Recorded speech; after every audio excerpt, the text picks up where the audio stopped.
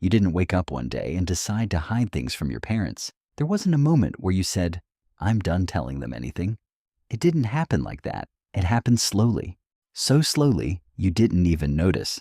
At first, you just stopped telling the small things, how your day really felt, what actually bothered you, the thoughts that stayed in your mind longer than they should. Then it became easier to just say, I'm fine, even when you weren't. And now, there are parts of your life they don't know anything about. Not because you're hiding something wrong, but because something changed inside you. You still talk to them, you still sit with them, you still reply when they ask, how are you? But your answers are shorter now, safer. You think before you speak.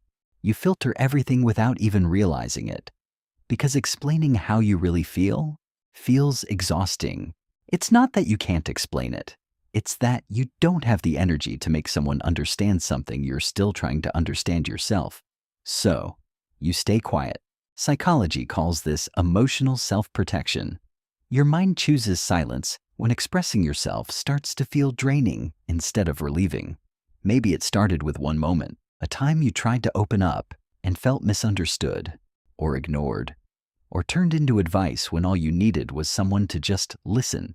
After that, you said a little less, then a little less again, until silence became normal. There's something else too.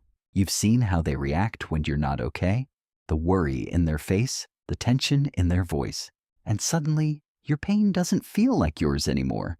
It feels like something you've given to them, so you stop, not because you don't trust them, but because you don't want to hurt them. That's why I'm fine doesn't feel like a lie anymore.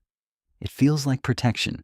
At some point, you stopped needing them to understand everything about you, not in a cold way, but in a quiet, growing way.